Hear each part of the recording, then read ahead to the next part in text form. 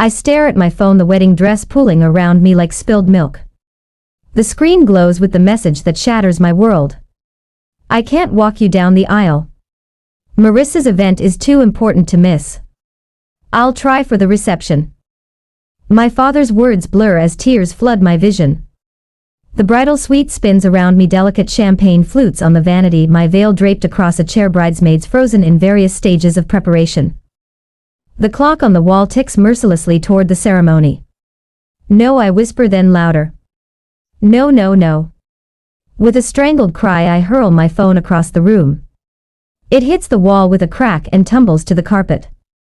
My bridesmaids gasp in unison, Jessica's mascara wand suspended in midair, Tara's mouth forming a perfect O. Ari, what happened? Tara asks, taking a tentative step toward me. I can't answer, can't breathe. The room shrinks, walls closing in, my chest tightening until each heartbeat feels like a hammer against my ribs.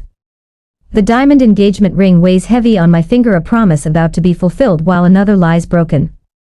The door swings open and Melanie, our wedding planner, bustles in with her clipboard and perpetual efficiency. 3 hours until we need to line up, ladies. She stops abruptly, sensing the tension. What's going on? My father. The words scrape my throat. He's not coming. Not coming. Melanie's professional composure slips momentarily. But the ceremony? We planned everything around him walking you. Well, he's not.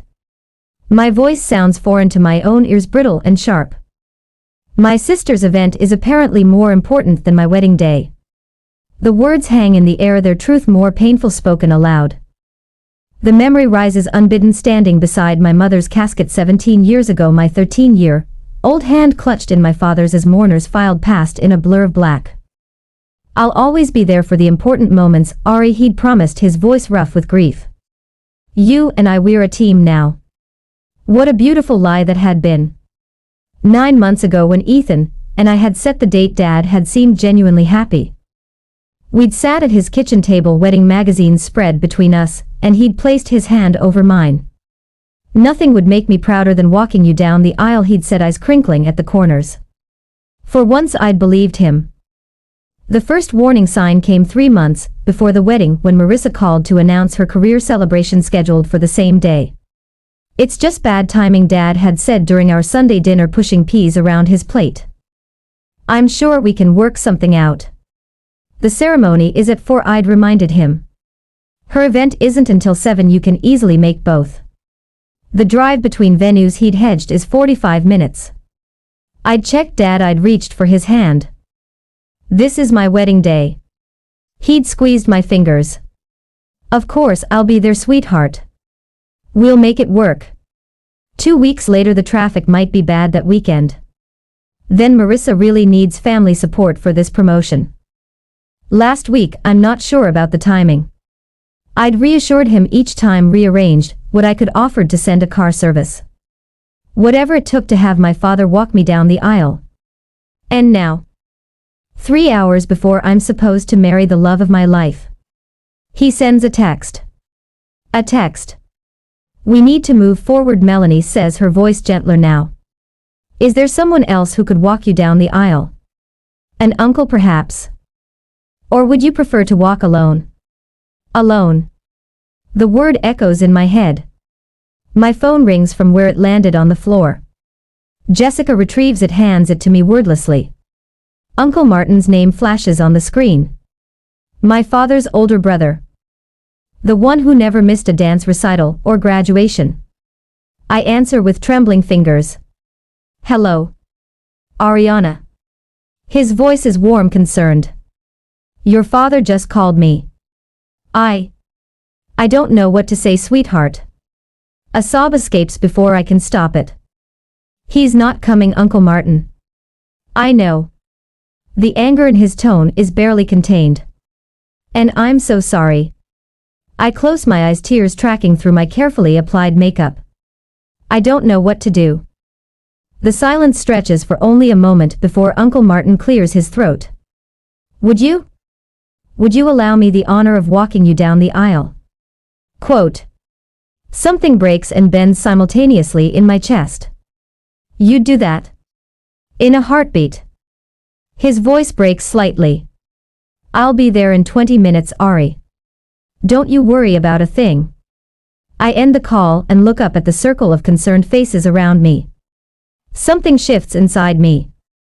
A realization that maybe family isn't always who you're born to but who shows up when it matters most. My Uncle Martin is coming. I announce, standing straighter. He'll walk me down the aisle. And somehow, despite everything, I know I'll be okay. Uncle Martin's offer settles around me like a warm blanket. I stand straighter, feeling a flicker of hope spark to life in my chest. The wedding dress rustles as my bridesmaids exhale in collective relief. He'll be here in 20 minutes, I announce, my voice steadier than before. Jessica approaches cautiously, her phone clutched in her hand, mascara wand forgotten. Ari, there's something you need to see. The hesitation in her voice makes my stomach clench. What is it? She holds out her phone screen, illuminated with a text conversation between her and my sister. Marissa sent these to me by mistake last month. I wasn't sure if I should show you, but now. I take the phone with trembling fingers, the diamond on my left hand catching the light. The texts are dated 3 weeks ago. Marissa, Dad's still wavering about the wedding. Keeps talking about making it work. Jessica, he promised Ari though, right? Marissa, don't worry. I know how to keep Dad to myself on wedding day.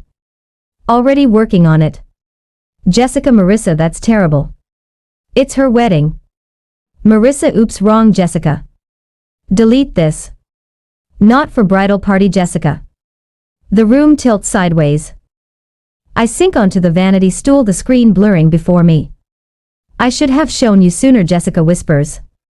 I just couldn't believe she'd actually sabotage my wedding day. My voice sounds hollow in my own ears. I can believe it. The memory rises unbidden. 4 years ago, standing in an auditorium at MIT, scanning the crowd for my father's face, as I accepted the National Computer Science Scholarship. He'd promised to be there. Had even texted that morning confirming he was on his way. But the ceremony came and went without him. Later he'd apologized profusely, claiming an emergency at work. It wasn't until months later that I discovered the truth through a casual comment from his assistant. Marissa had called claiming I'd asked to reschedule his visit because I was too nervous to have him there. The pattern stretches back 17 years to the raw days after Mom died. I was 13, devastated and adrift. Marissa, at 16, had swiftly positioned herself as the lady of the house, orchestrating family dinners, managing Dad's schedule, and systematically creating distance between him and me. She's been doing this for years, I say, more to myself than to Jessica. And he lets her. Tara wraps an arm around my shoulders. Your dad is an idiot and your sister is worse. A knock at the door interrupts us. Melanie peeks in. Mrs. Carter is here. Ethan's mother. She's asking if she can see you. I nod, wiping hastily at my tears. Catherine Carter enters moments later, elegant in her pale blue mother of the groom dress. Her eyes widen at my tear-stained face. Oh, Ariana. She crosses the room and takes my hands in hers. Martin called me. I'm so sorry. The kindness in her voice threatens to unravel me completely. Since Ethan introduced us 2 years ago, Catherine has shown me more maternal understanding than I've experienced since my mother died. I don't understand why he'd do this. I confess, the words catching in my throat. Catherine sits beside me on the small love seat, still holding my hands. When I was 28, my father refused to attend my wedding to Gregory. He didn't approve of our interfaith marriage. Her voice carries the echo of old pain. I waited until the last minute, hoping he'd change his mind. Did he come? She shakes her head. No, and for years after I kept hoping for his approval, rearranging holidays, making excuses for his absence at our children's birthdays. Her fingers tighten around mine. This isn't just about today, Ariana. It's about whether you'll let them keep breaking your heart for the rest of your life. The truth of her words lands like a physical weight. How many times had I rescheduled important events to accommodate Dad? How often had I swallowed disappointment when he cancelled at the last minute for something Marissa deemed more important? I think of my first dinner at the Carters' home, how Gregory had pulled out my chair, how Catherine had remembered my favorite dessert from a casual mention months earlier, how their whole family had welcomed me with genuine warmth, showing me what real family support feels like. I've been chasing his approval my whole life. I whisper. And what has it gotten you? Catherine asks gently. Heartbreak. Disappointment. I straighten my shoulders, something resolute taking shape inside me. I won't let his absence ruin what should be the happiest day of my life. The clock on the wall shows we have 7 minutes until the ceremony should begin. 7 minutes to decide what kind of story today will tell, one of abandonment or of choosing happiness despite it. Martin will be here any minute, Catherine says, standing. Shall I help you fix your makeup? Before I can answer, my phone buzzes with a text from Ethan. Whatever you need today, I'm here. Even if that means waiting. I love you. Fresh tears spring to my eyes, but different ones.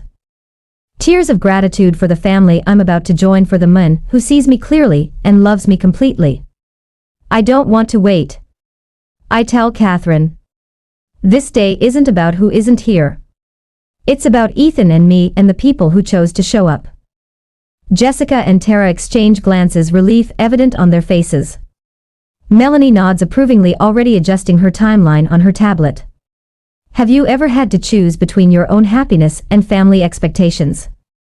I ask Catherine as she gently dabs concealer under my eyes.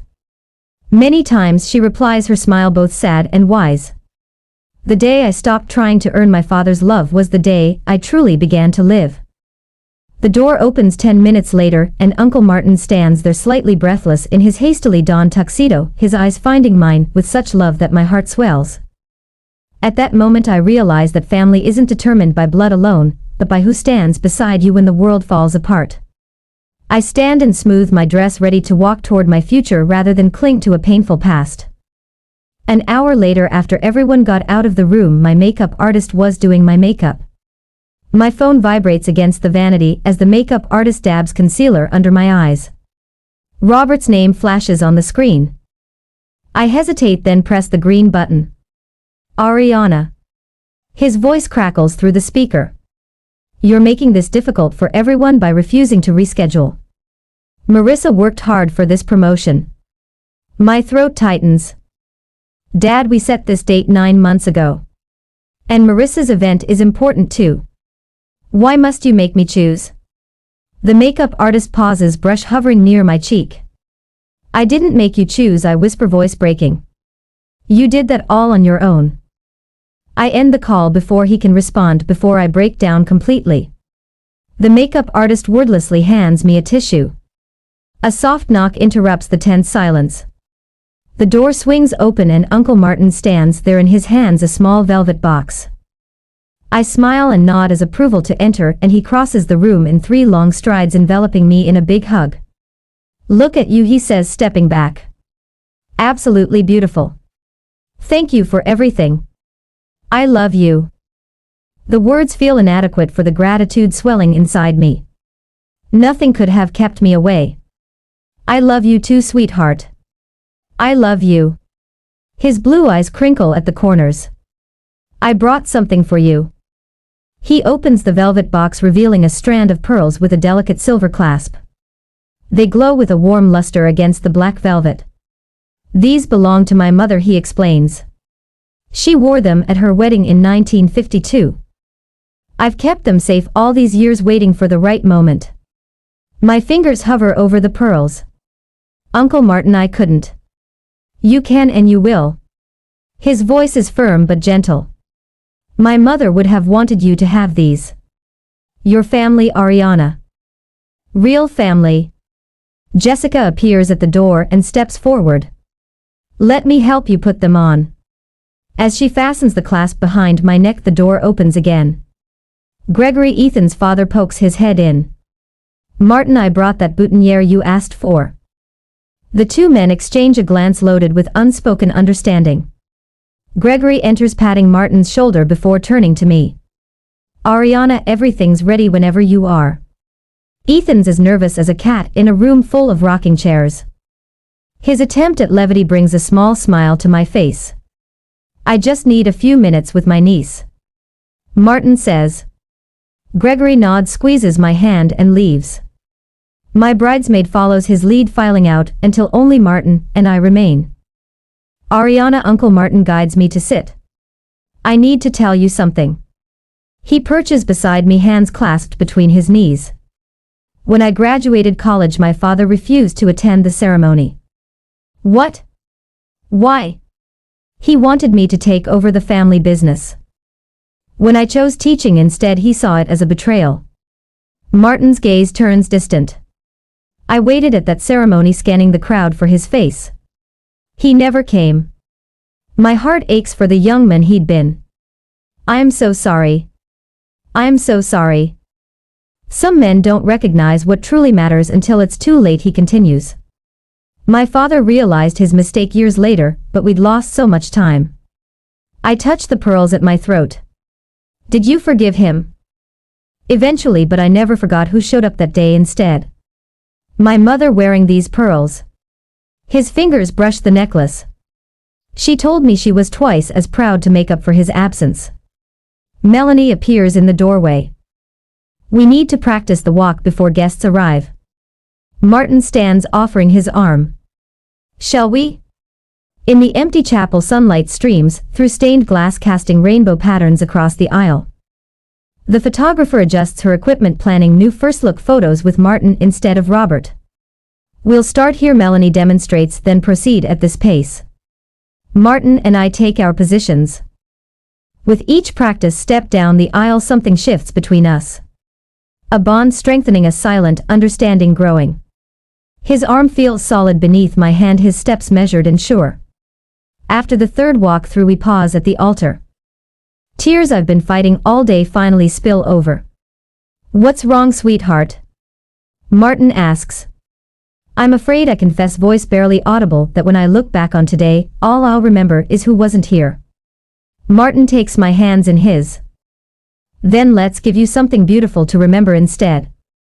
He reaches into his pocket, withdrawing a handkerchief with the initials LMP embroidered in the corner. Your mother's? I ask, recognizing the letters. He nods. Linda Marie Parker, she gave this to me before she passed, said someday you might need it. The simple cotton square with my mother's initials feels like a message across time. I press it to my cheek, breathing in the faint scent of lavender. Uncle Martin, I don't know how to thank you. You don't need to thank me, Ariana. His voice roughens. Family shows up. That's all there is to it. Behind us, the chapel doors open. Guests begin to arrive, murmuring quietly as they find their seats. Almost time, Melanie announces. Martin straightens his tie. I have one question before we do this. What's that? Would your mother have approved of Ethan? The question catches me off guard, but the answer comes immediately. She would have loved him. Then she's here too, Martin says simply. In these pearls, in that handkerchief, in your heart, the people who truly love us never really leave. I stand taller, feeling the weight of the pearls against my collarbone, the soft handkerchief tucked into my bodice. I'm ready, I tell him. And for the first time today, I truly am. Martin offers his arm once more. Then let's go make some memories worth keeping. As we take our position behind the closed doors, waiting for the music to begin, I realize something profound. The person who deserves to be called family isn't always the one you're related to. It's the one who shows up when it matters most. 2 hours later, we have finalized the steps, my preparation, everything. I am counting the minutes till the ceremony begins.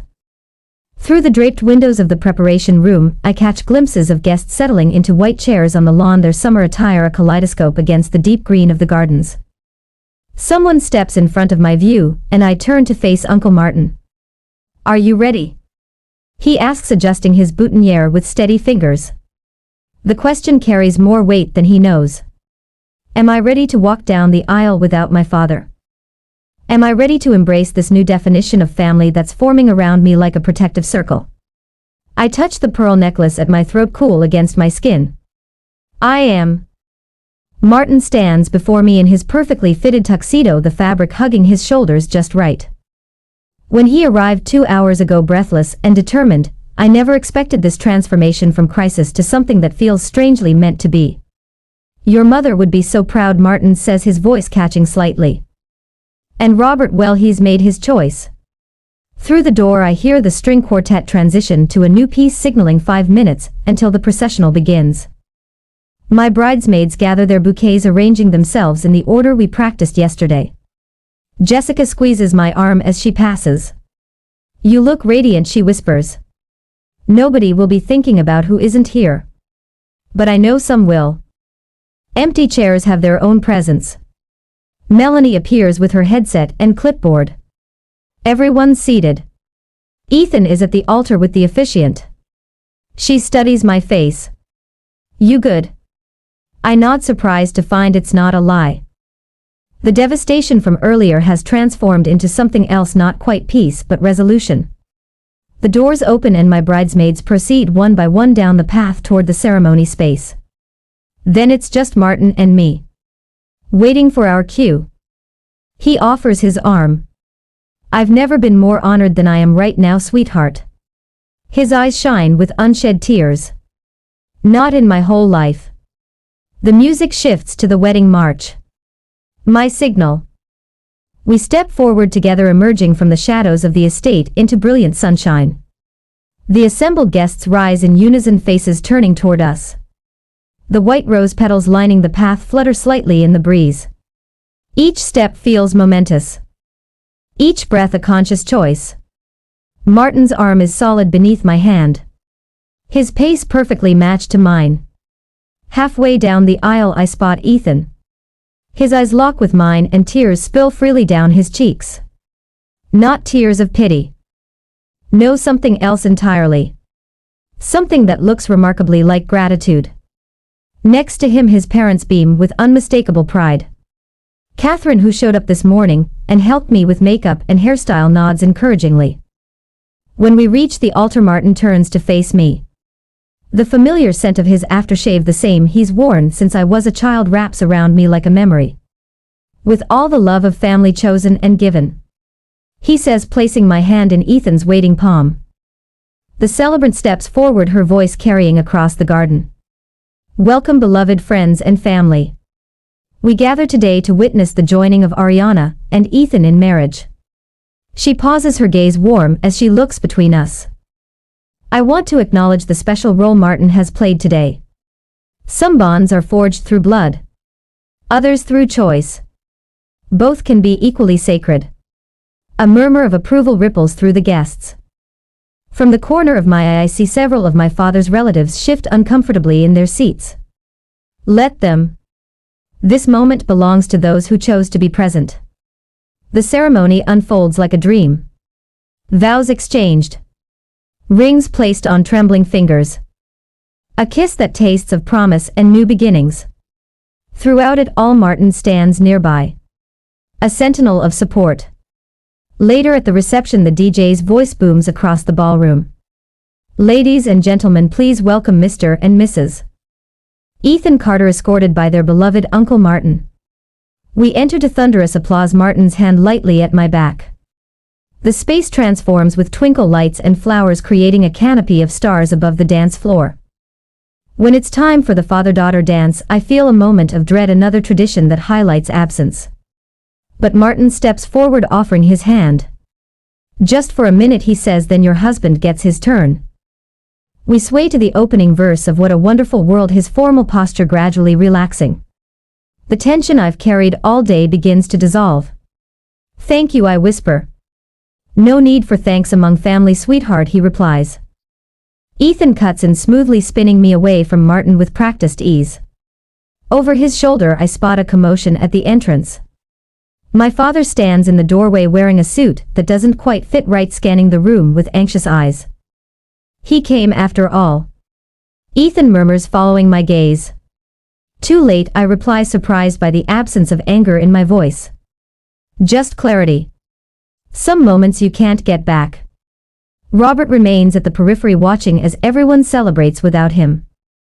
For the first time, I don't feel the pull to make things easier for him to bridge the gap he created. Martin approaches him with quiet dignity, and I turn away, focusing instead on the man whose hands hold mine with such care. "Are you okay?" Ethan asks. I consider the question, searching for honesty. "I think I am, or I will be." The music swells around us, and I choose to dance. Half an hour later, the crystalline chime of silverware against glass ripples through the reception hall. Laughter fades as guests turn toward the center of the room, where Ethan stands, champagne flute raised high, his eyes finding mine across a sea of smiling faces. I feel a tap on my shoulder. "Ariana." My father's voice slices through the moment. I turn slowly, steeling myself. Robert Parker stands behind me, hair slightly disheveled, tie askew, as if he's been rushing. "You made it," I say, voice flat as Kansas prairie. "Traffic was brutal." He gestures vaguely toward the door. "I tried calling, but you weren't answering." "I was getting married." The words taste sharp on my tongue. His eyes flick around the reception, taking in the elegant centerpieces, the fairy lights draped from exposed beams, the happiness radiating from every corner of the room. Everything he missed. "You could have made this easier, you know." "Push the ceremony back an hour." "Made what easier, Dad?" "Your choice." Before he can answer, Cousin Daniel appears at my elbow. His typical easygoing manner has vanished, replaced by something harder, more determined. "Sorry to interrupt," Daniel says, not sounding sorry at all. He holds his phone out. "But I thought you both should see this." The screen shows a group chat with Marissa and several friends. "Heading to Murphy's for drinks. Dad skipped Ari's wedding for this, so you better show up." A series of photos follows. Marissa and maybe 15 people at a bar, cocktails raised, smiling broadly. Timestamp for 30 p.m. halfway through my ceremony. At first she said 7 o'clock, but I guess she changed the meeting time to prevent my dad from coming. That's her career event. My voice barely rises above a whisper. Daniel swipes to another screenshot. A text from Marissa to someone named Jen. "Dad will have to choose between us. I'll make sure he chooses me." The air leaves my lungs in a rush. Daniel isn't finished. She changed the dates and time of her drinks 3 times.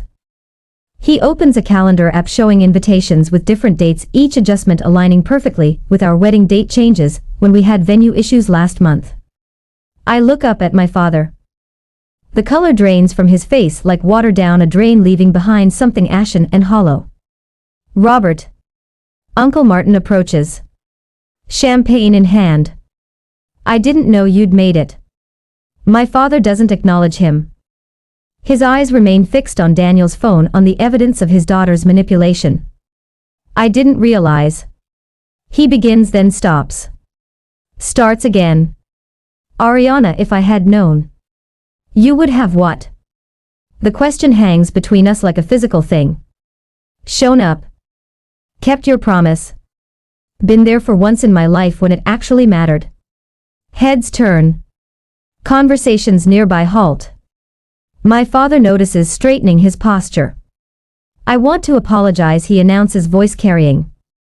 Guests shift uncomfortably in their seats.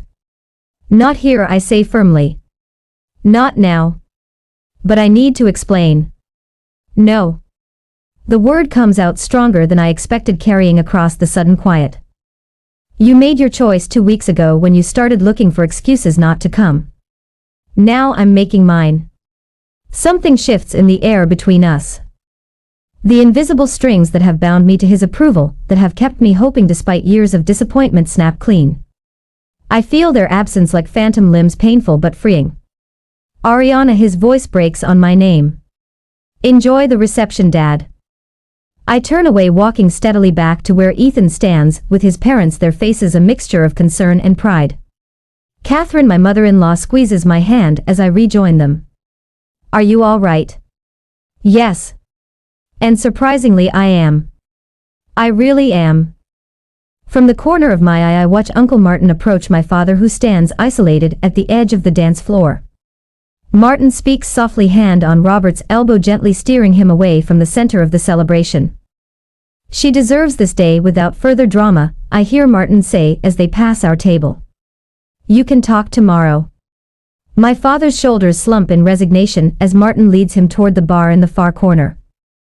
For the first time, Robert Parker looks small to me, not the towering figure whose approval I've sought for 17 years, but just a man who made poor choices and is beginning to recognize their cost. Ethan's hand finds mine under the table. You okay?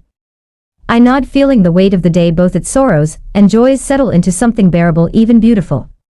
Better than okay. The DJ announces another dance. As Ethan leads me to the floor, I catch sight of my father watching from the periphery, Martin standing guard beside him. The pain in Dad's eyes is real, but so was mine when I read his text this morning. Some wounds need air to heal properly. Some truths need to be spoken aloud before new beginnings can take root. Tomorrow will bring its own challenges. There will be difficult conversations, perhaps tentative steps toward understanding. But tonight belongs to the family I've chosen, the one that showed up when it mattered most. As Ethan pulls me close, I realize that sometimes walking away isn't an ending. Sometimes it's the first step toward something better. A year later, the autumn sunlight streams through the bay windows of Ethan's parents' home, casting a golden glow across our anniversary celebration. I adjust the small corsage on my wrist, white roses, just like my wedding bouquet, and smooth my hand over the slight swell of my belly. To Ariana and Ethan, Catherine raises her glass, her eyes crinkling at the corners. 1 year of marriage and a lifetime of joy ahead. The small gathering clinks their glasses. I sip my sparkling cider while Ethan's arm tightens around my waist. His lips brush my ear. Happy anniversary, Mrs. Carter. Gregory unveils a photo album, and we gather around the coffee table. Thought you might like to see how much family we've packed into 1 year. The pages turn, revealing our journey. Thanksgiving dinner, with all of us crowded around this same table. Christmas morning with Uncle Martin teaching Ethan how to properly carve the ham. Easter with me awkwardly showing my father where we keep the good plates. Each photo captures a moment of our expanding definition of family. Remember when Robert almost set the grill on fire during the 4th of July? Gregory chuckles. I nod, remembering how my father had shown up with a store-bought potato salad and too many apologies. The monthly dinners started small, just coffee at first. Then proper meals. Each one a brick in the rebuilding of something I wasn't sure could be saved. Has Marissa called recently? Catherine asks, her tone careful. Not since she moved to Florida. I keep my voice neutral. She sent a card when we announced the pregnancy. That's something, I suppose. Uncle Martin clears his throat from the armchair by the fireplace. He's aged this past year. The lines around his eyes deeper, but his smile remains steadfast. I have something for you both. From beside his chair he produces a package wrapped in tissue paper. My fingers tremble slightly as I unwrap it, revealing a delicate baby blanket in soft cream yarn. Alice knitted it before she passed. Martin says, his voice thick. Said it was for the next generation, whenever that might be. Seems the time has come. I trace the intricate pattern, thinking of Martin's wife I never met, but whose legacy touches me still. It's beautiful, I whisper. The doorbell rings and Ethan returns moments later with my father. Robert stands awkwardly in the doorway, clutching a weathered photo album. Sorry, I'm late, he says, his eyes finding mine. Traffic on the bridge was backed up. An old excuse that once would have twisted my heart. Today I simply nod. We're just looking at photos. Join us. He settles on the edge of the sofa, opening his album. I found these yesterday. Thought you might want to see them. Inside are photos I've never seen, my mother pregnant, with me, her hand resting on her belly just as mine does now. I'm sorry I wasn't there when it mattered most, he says quietly. I can't change the past, but I'd like to be here for your future. For my granddaughter's future. I don't promise immediate forgiveness, but I take his hand. One day at a time. Later, as we gather for a group photo, I find myself between worlds, Ethan's steady presence on one side, Uncle Martin's gentle guidance on the other, my father hesitantly joining our circle. I place my hand on my growing belly, feeling the slight flutter that might be a kick, or might be my imagination. Our daughter will know what real family loyalty means. I tell Ethan as Catherine adjusts the camera timer. The shutter clicks, capturing this moment of redefined family, some bound by blood, others by choice, all connected by the promises we choose to keep. I've learned that family isn't just about who raised you. It's about who shows up when it matters most. And sometimes, if you're lucky, it's about who gets a second chance to show up right.